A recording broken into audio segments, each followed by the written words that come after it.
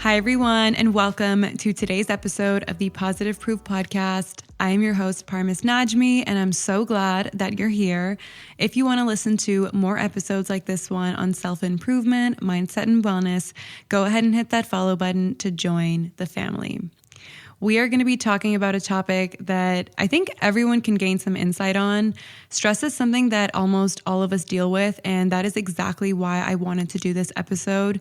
We are going to be talking about how to manage your stress. And I do have a very special guest joining me. She is a wellness content creator with a social media presence on Instagram, YouTube, and TikTok. She's continuously inspiring others and pushing others to become the best version of themselves, and even offers one-on-one coaching calls for anyone looking to gain some knowledge that she's acquired throughout the years. I know myself, I've learned quite a bit from her and know you guys can too. Her name is Patricia Berenzon. Welcome to the show. I'm so glad to have you on here. Hi, well, thank you so much for having me. I'm so excited to talk about today's topic, and I love the podcast. So yes, I'm a content creator and I currently coach clients on all things self-improvement as well as social media growth. I love inspiring people just to be the best version of themselves and share my self-growth journey to hopefully help others as well. I feel like such a good fit for this topic because honestly, these past 2 years have been the most stressful years of my life. I've gone through so many experiences and have gained a lot of insight on how to manage stress, starting with changing my career path to being self-employed and then buying 2 properties with my boyfriend, lots of moving, so many things going on, and definitely lots of stress. I still deal with stress on a daily basis, but it's inevitable and I just have to work on managing it and keeping it in check. But yeah, I'm happy to talk about this more and go more in depth on this and share all the insight that I have. Yeah, thank you so much for telling us a little bit about yourself. So let's just get straight into it. I really want to know how you define stress and how your body responds to it. I know everybody is different, and I know that there's a lot of different ways of looking at stress. So I would love to hear your side on this. Great question. So I think stress is one word that people throw around often, but they don't truly understand the meaning of it. So to me, it's a pattern of thoughts that begin to consume you. It can trickle down into anxiety or feeling jittery. Basically, anything that makes you feel uneasy or disturbs your peace can be categorized as stress. I think stress has tons of effects on the body. It raises your heart rate, your adrenaline and cortisol levels, which are all your stress hormones. And then it weakens your immune system. It can cause digestive problems, sleep and skin problems, hormonal imbalances, muscle tension, and it overall just raises your risks for all chronic illnesses. It really is the silent killer, and it links to so many health problems. For me, the way I respond to it is I start to feel jittery and anxious, and I notice my thoughts are starting to spiral. I don't have much control over my mind, and I'm not in control. Something else is consuming me. Yeah, I definitely agree. I do think at some points stress can be a good thing, which we will get into at the end of the episode, but I think it all comes down to how we manage it and basically how we're wired.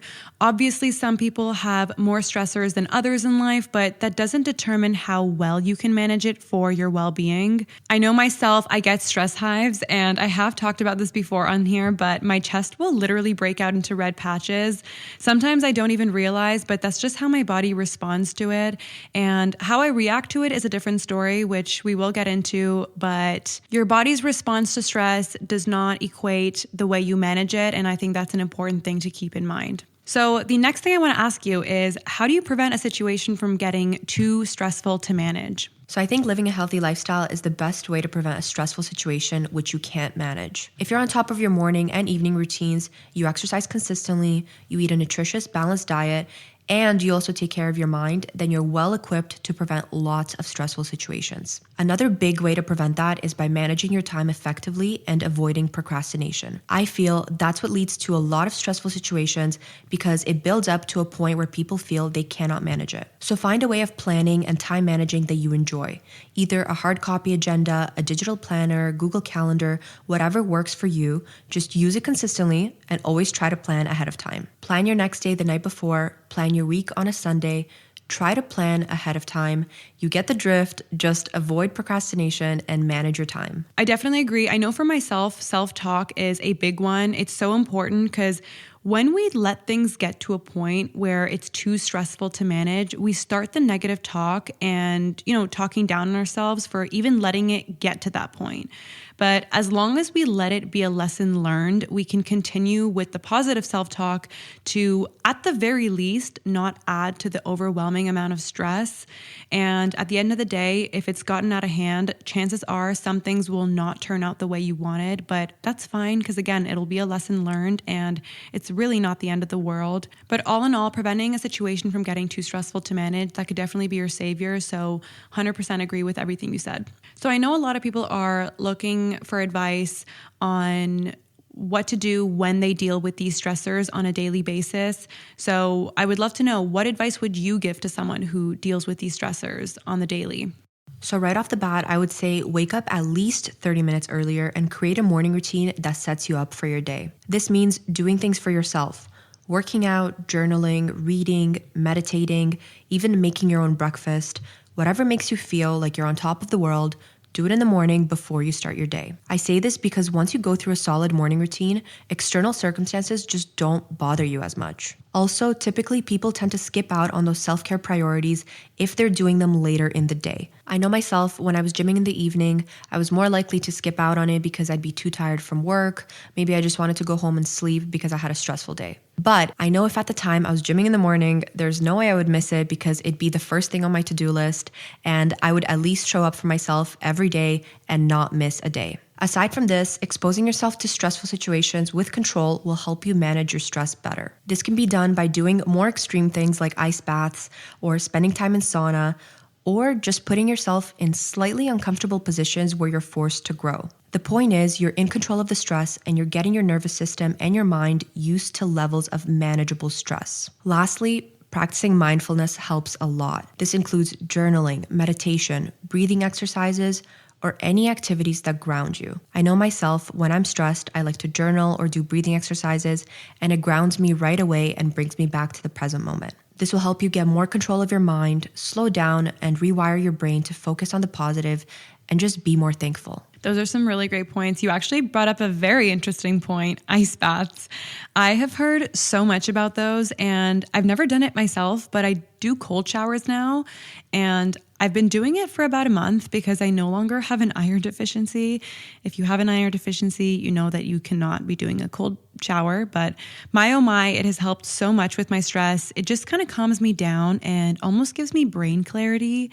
Same way my ice roller does so much for me in the mornings. I guess it's just the exposure to extremely low temperatures that does this, but I've definitely been loving it. And I really want to know, have you done an actual ice bath before, or are you referring to the cold showers? Because I know that's really popular right now. So I have done an actual ice bath. I only did it for a minute, and I know a lot of the health benefits start to come out at 2 minutes. So it was very, very challenging, but it's essentially going back to that same point that you're exposing your body to controlled levels of stress. You are in control and not an external circumstance. And it just teaches your nervous system to be used to something uncomfortable and new. And that really just trickles down into so many areas of your life. Wow. Okay. I definitely need to try it. I'm definitely a little bit nervous though, because I would not know how to even begin to manage something like that. So are there like certain breathing techniques that I need to do before getting into the ice bath, or do you just kind of do the plunge cold turkey? How does it play out? So the last time I did an ice bath, I went to a place called Othership, and it's in downtown Toronto if anybody wants to check it out. And they actually help to guide you through it. They'll do either sound rituals or breathing exercises, which helps a lot because you do have to ground yourself and prepare your mind as well, because you definitely don't want to go into the ice bath.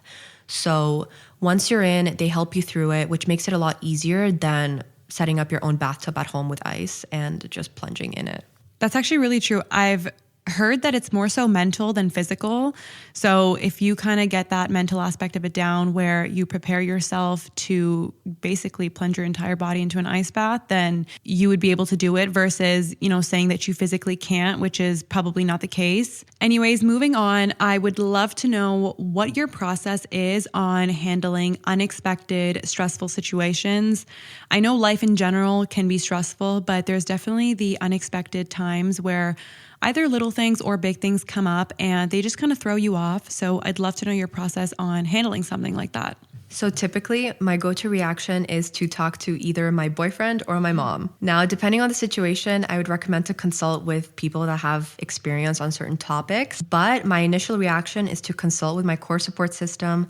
And then typically I go on a walk, spend some time outside, and just try to break down the problem at hand. Now, I have to say that my boyfriend is extremely helpful in so many situations.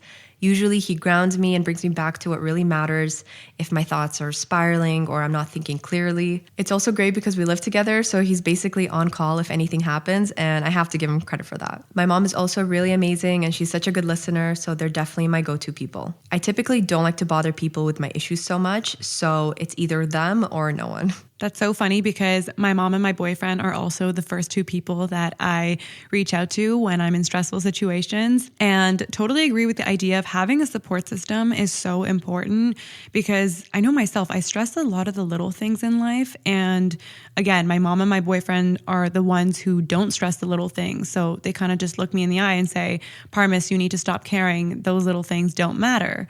And so that's when I tell myself, okay, yeah, it's time to move on. It's not a big deal and it's not worth my time. And somehow those words are so powerful because I instantly get that validation that it's not important enough to continue stressing it. So totally agree on that. It's funny because I'm very much the same. I am typically an overachiever and focus too much on the little things. And I think all of us in general, we tend to overcomplicate problems and look too far ahead. Honestly, I would say that 80% of problems don't matter in a 5-year time frame. So ideally, it's best to just take action and avoid stressing over it too much because most things just don't matter and don't deserve our energy.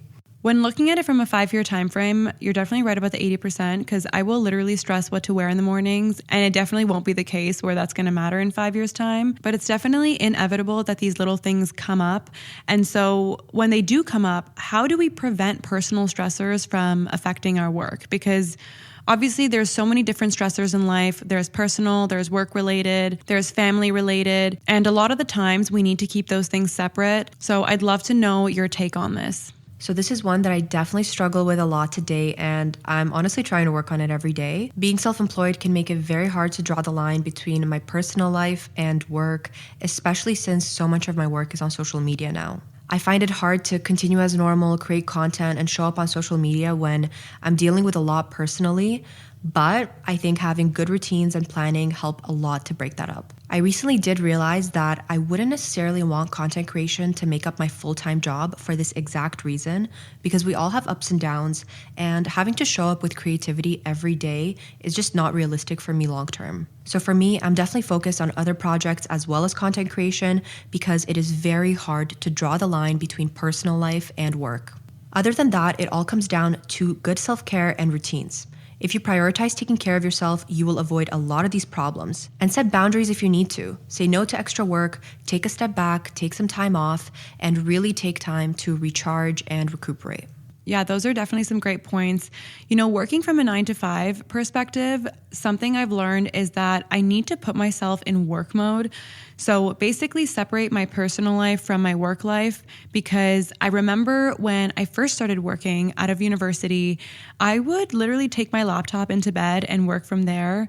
And I quickly realized that I was feeling super tired and just not my sharpest. And so once I created a designated workspace, which is pretty much just a desk in my room, a lot of that changed for me. I would put my phone on Do Not Disturb and completely block out all external noise related to my personal life. So it really didn't matter if I was dealing with something stressful, you know, within my family. I would completely shut that off and get into work mode and not even check my phone or message family members or think about plans with family members. Pretty much anything related to my personal life, family life, I would block that out until the workday was finished to create that separation between, again, my work life and my personal life. Okay, I can so agree with creating that designated workspace because I found myself working from home. It is very difficult to just work from the kitchen table or the breakfast bar because your brain does not recognize that space as a designated workspace. And it also makes it a lot harder to be focused. So for myself, I created my own little office space, and I designed it the way I want to, so it makes me really excited to go in, to sit down, to do my work. And B, when I sit down at my computer, My brain knows that it's time to get to work, it's time to focus, and also block out all the distractions. Yeah, and to add on, I would literally be in bed, and as soon as the clock hit lunchtime, I would literally want to just crawl under the covers and take a nap because I was so comfortable in my bed working. And so the temptation was there. It was definitely strong, but working from my desk, I didn't have that temptation. So yeah, you need to put yourself in an executive position to do work. I have noticed that is a very big game changer when you want to be productive. Put yourself at a table, sit like an executive CEO, and you will automatically be more productive. No doing work from bed. oh my God, I love that. Executive CEO. Okay, that's what I'm gonna think about next time I'm sitting at my desk. Okay, so we know by now that there's a lot of mind work that needs to be done when it comes to managing your stress, but I know that food also plays a role. So I would love to know, do you think the food we eat has an impact on our stress levels? 1000%, because eating an unbalanced diet with processed food, a lot of takeout, impacts your stress a ton. It's tough because it's a vicious cycle. So when you're stressed, you tend to crave sugary, salty, fatty foods, but that only makes your stress worse. This causes inflammation, harms your gut health, and it can also throw off your mood. So recently I've been getting into gut health research a lot, and there is a ton of research linking gut health to the brain. So essentially your gut microbiome helps produce serotonin and dopamine, which are your happiness chemicals, and they help to regulate your mood, anxiety levels, and so much more. If you're eating a very unbalanced diet with lots of processed food, you are killing the good bacteria in your gut, which in turn stops your body from producing a lot of those happiness chemicals. I could go on and on about the links here, but an unbalanced diet has so many negative side effects on stress. The easiest explanation I can give is you never feel good after eating those processed foods or binging on them. So that's the biggest red flag you need. Yeah, I definitely agree with that. But one thing I definitely dislike is the fact that there is such little healthy food options out there. And a lot of us don't spend time at home. We work outside of the house. We run errands outside of the house. We're just going back and forth. And so just the fact that there's no healthy options makes it really inconvenient. But I guess that's just something that we have to work around. Either meal prep beforehand, bring a couple snacks with you when you're leaving the house. That's just, I guess, one way to work around it and keep yourself healthy. Yes, and another point I want to add is drinking coffee also has a big impact on our stress levels. If you find that you rely on coffee too much and you drink a few cups a day, or you can't function without it in the morning, it's probably a bad sign. Especially for women, drinking coffee on an empty stomach stresses our body out so much, and it can cause hormonal imbalances. So if you're repeating that every day, you're setting yourself up for big problems. And this is speaking from personal experience. Coffee has just not worked for me on an empty stomach or early in the morning. Oh my God, I can relate to this so much because I've actually mentioned this before on the podcast, but I switched out to matcha completely in the mornings, and I've pretty much relieved myself of most of the anxiety and stress I was dealing with. Prior to switching to matcha, I would literally have black coffee on an empty stomach every single morning. And basically when I woke up, I would not be able to function and I'd be crawling to the coffee machine. It was just the worst scenario, but switching out to matcha has made such a difference. So I know we're very much on the same boat about this because I also switched out coffee for green tea in the morning, and it has made such a big difference. I was feeling so jittery and anxious when I was just drinking black coffee in the morning, and then I would go and do a high intensity workout, still not eat breakfast, and wonder why I'm stressed. Now with drinking green tea in the morning, I'm so much more calm. My energy doesn't spike throughout the day. And don't get me wrong, I'll still have coffee, but it's going to be after breakfast when I am much more composed and I'm not depending on it. Okay, yeah, green tea definitely has less caffeine. I don't think I'd be able to do that, but I definitely need to get on your level at some point because I'm pretty sure that's even better than matcha for you. But moving on, I would love for you to speak a little bit on PCOS and how that impacts your stress levels. I know we've spoken about that a little bit one-on-one before, so I'm sure a lot of people can relate and would love to hear your take on this. Yes, so for those who don't know, PCOS stands for polycystic ovary syndrome, and I recently got diagnosed with this a few months ago, and I honestly believe it's all due to stress. Thankfully, I don't think I'm in a very bad spot because I reduced a lot of my symptoms, and once I started managing my stress, it got a lot better, but the links are all there. Essentially, stress causes hormone imbalances. It leads to your adrenals getting overworked, more cortisol getting released, which in turn dysregulates your hormones and can have a huge impact on your cycle and just your fertility as a whole. And stress can also lead to insulin resistance. That leads to weight gain, and it makes your PCOS symptoms worse. Overall, stress causes a lot of inflammation, and that makes the problems worse for those with PCOS, so it only amplifies the problems. Now, in order to manage PCOS, you need to focus on balancing your hormones, gaining more peace, and just living in less of a fight or flight mode. So having stress completely interferes with that goal. So you've mentioned that you've been able to reduce a lot of your symptoms through just some healthy habits. What are your thoughts on medication for PCOS? Is that a thing, or have you avoided using medication? Is it possible to reduce your symptoms without it completely, or what do you think? So I'm not a big believer on medication for a lot of health problems. And that's just because I think a lot of things can be solved with a healthy diet and mindset work and exercise. So I know a lot of doctors will recommend to go on birth control or take hormonal medication to cure PCOS. However, I just think that's putting a Band-Aid on it, and you really need to do the work to understand why you're having these symptoms. And it's a sign that something's off balance, right? So you have to look at yourself, what you're doing, and your stress levels to really see what needs fixing. I personally think it can be reversed with nutrition and managing stress and just living a healthy lifestyle. So I know that PCOS is a little bit hard to detect. I'm just wondering, do you think a lot of people have PCOS and just don't know it yet? Because there's no clear symptoms other than, stress and anxiety, which a lot of us deal with. So I don't want to make anyone paranoid, but I do think a lot of women deal with PCOS and they don't know about it. And typically it takes about 2 years to get diagnosed with PCOS just because it's not such a clear problem that people know about or identify. They just think it's a normal way of life. So PCOS can contribute to weight gain, hormonal imbalances, mood swings, and just feeling off. Now, when you feel off, it can be due to so many reasons. So it's very hard for people to point the finger to PCOS. So I would start by just doing a blood test, seeing if your hormones are in check. And if you're having similar problems, I would definitely recommend looking into PCOS and talking to your doctor, because it took me a very long time to come to this diagnosis. That's actually really interesting. I feel like it's not talked about enough. Yeah, I think I myself need to get a blood test. I think everyone should in that case, because if a lot of people don't know they have PCOS and it's common,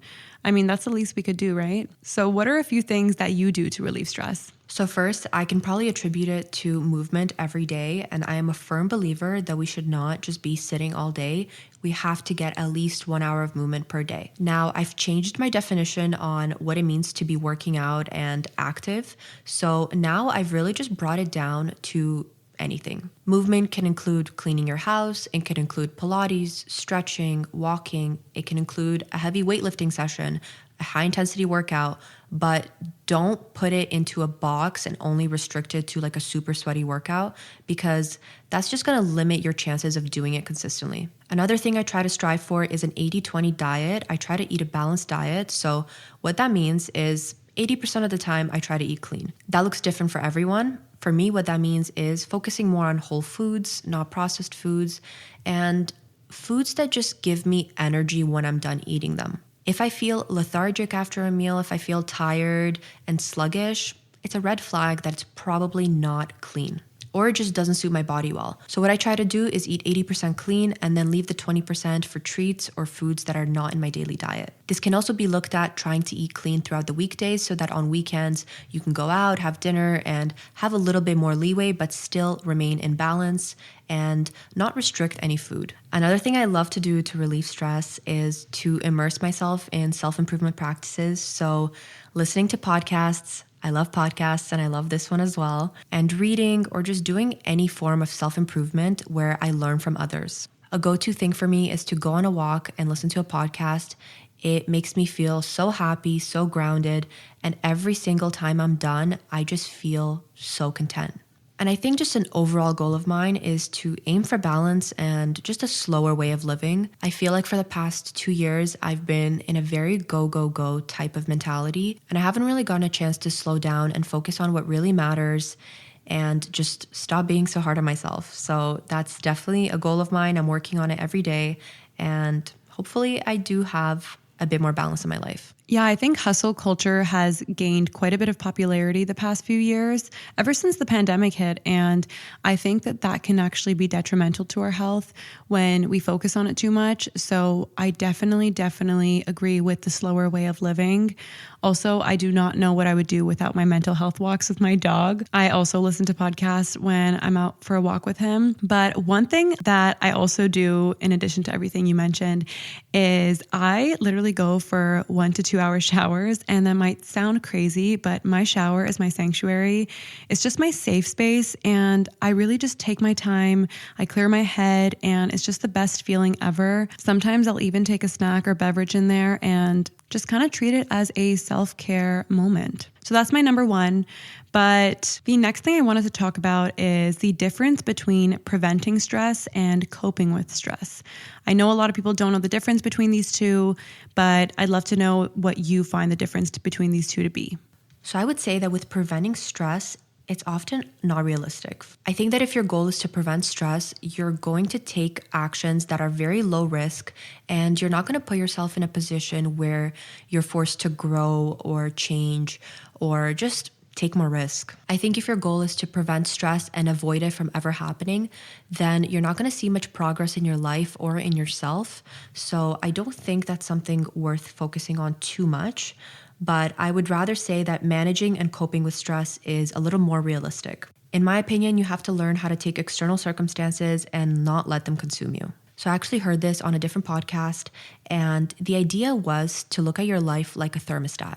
When you're at peace, say you're at room temperature. Now you have to learn how to manage your life so you don't have drastic temperature changes that spike it up and down. Say something stressful happens to you and it brings you up to 30 degrees.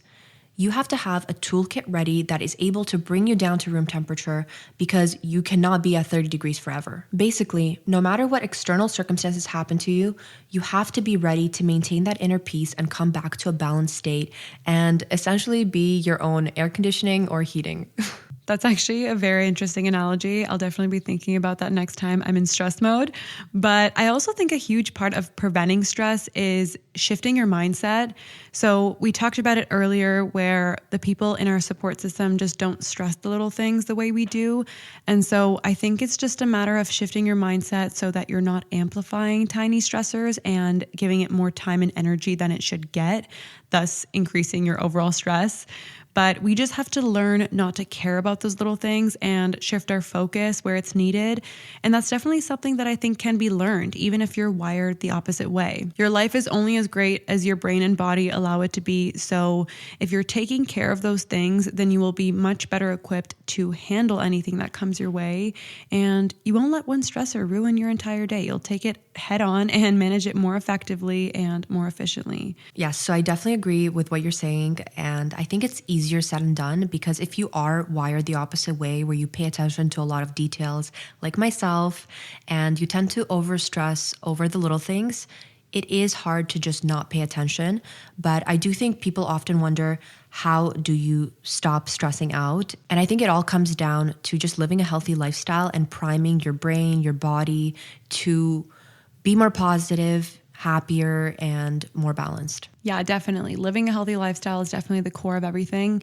And also the tiny reminders are so helpful, because I think I mentioned this earlier, but when I'm stressing about the little things and I'm reminded not to care, I feel like the more times I'm reminded, the more I really believe it. So I also think that that can definitely be really helpful. I have a really helpful thing to add on to this, because I often can get carried away throughout my day, and sometimes negative thoughts might take over. I might get a little lost. So what I've been doing is I have this app called I Am, and it actually gives me reminders every day throughout my day of daily affirmations. And it's so helpful. It's one of the few notifications I actually allow on my phone, because about 5 to 10 times a day, I get these reminders with little affirmations, and it just reminds me what to focus on, to be grateful, to be present. It's a big difference. If you don't want to get the app, you can just set reminders on your phone and have the clock go off every few hours. And it's like your future self telling you what to focus on and what to put your energy towards. That's actually really cool. I need to check that out. I Am, if anybody didn't catch that. Because I'm always looking for affirmations to write down in my journal, but I find myself doing the same ones. So I feel like that would be really helpful to just kind of remind myself there's much more affirmations that you can be telling yourself other than the few that come up on an everyday basis. So a lot of it has to do with your mindset. And I really want to know, how can we shift our perspective to see minor stressors as a positive thing? Or do you even think stress can be a good thing at all? So like I mentioned before, I believe that there's no such thing as removing stress completely from your life. Especially in the day and age that we live in, stress is all around us. We live in a very high stress society, and we just need to find ways to manage our stress better and not get overwhelmed by it. And those things that we label as stress are really an opportunity for us to grow. If I can picture it, every time I'm faced with a problem, you basically have two life paths of one where you can go crawl in a hole and cry about it all day, or you can take decisive action and use it as a learning opportunity. Look at it as a blessing and a lesson for you. I know it's very hard in the moment when you're dealing with a big problem. Trust me, I've been through so many myself. But hopefully you can either remind yourself that, or your core support system can remind you to look at it as an opportunity for growth rather than the opposite. There's a saying that diamonds are made under pressure, and I think there is a lot of truth to that. Sometimes it's good to put yourself under pressure to achieve something great. There's sacrifice and stress to anything truly worth having, so I don't think that eliminating stress from your life completely is realistic for anyone. I remember when I was unemployed and living at home, I had all the time in the world to really do anything I wanted, but I would end up being lazy and not get anything done.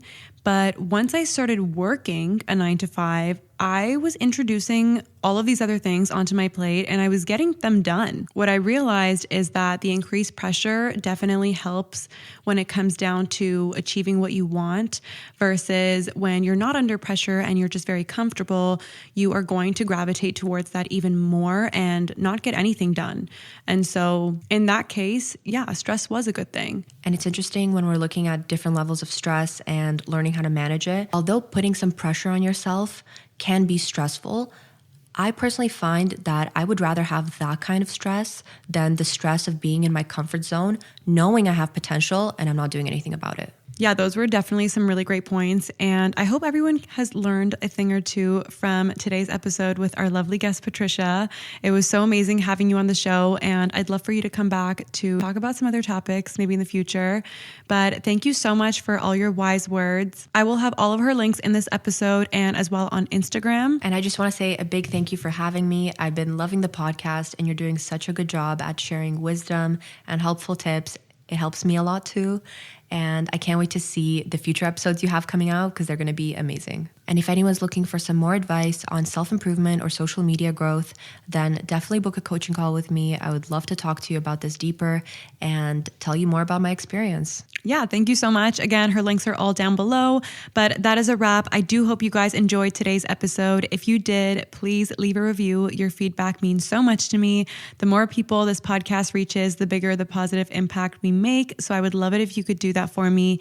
Also, if you guys have any recommendations as to what you'd like me to talk about in the future episodes, definitely let me know because I am 100% open to recording what you guys want to hear. And if you don't know yet, I do monthly giveaways where a random person will be selected from those of you who do leave a review. The written reviews can be done over on Apple Podcasts and the ratings can be done on Spotify. Just send me a screenshot and you'll be eligible to win. The winner will be announced on upcoming episodes. And if you want an extra entry into the giveaway, make sure to share this podcast or episode via socials and tag me at Parmis and at Positive Proof Podcast on Instagram. To everyone else, if you've made it this far, I appreciate you so, so much. And I can't wait to chat with you again in next week's episode. Lots of love, Parmis.